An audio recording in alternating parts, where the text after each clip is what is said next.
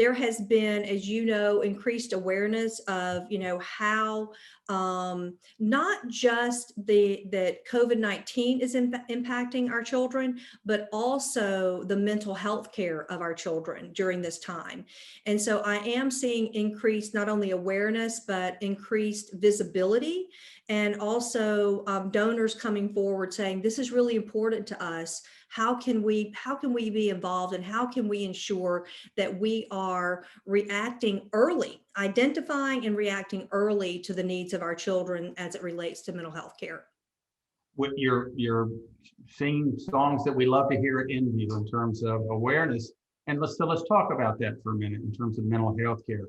You and I have had this discussion before. Mental health care was in a crisis long before the pandemic, as you know, and now we are simply pouring gasoline on a surging fire.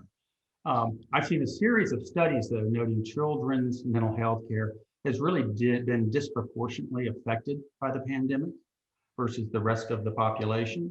And you've seen firsthand in your work the challenges for our children, our college students, and even healthcare professionals that you work with.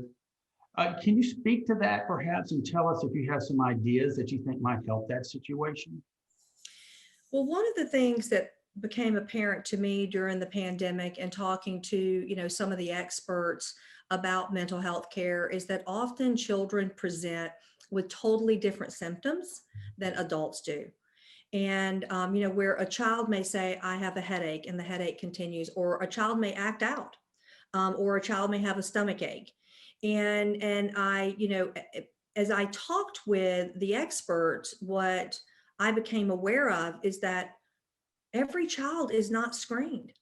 When I take my child to the pediatrician, they ask, are there any guns in the house? There are certain questions that are asked, and it is noted in their chart, but they don't ask about the mental health. They don't ask about that. So for me, what has really heightened my awareness during this pandemic, and I'm on a little bit of a,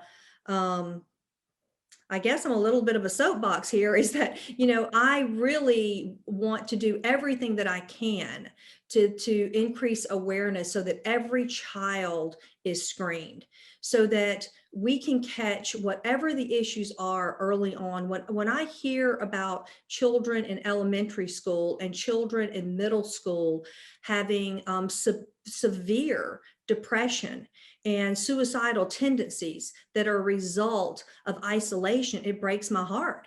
And it's often not caught until we're very far down the path.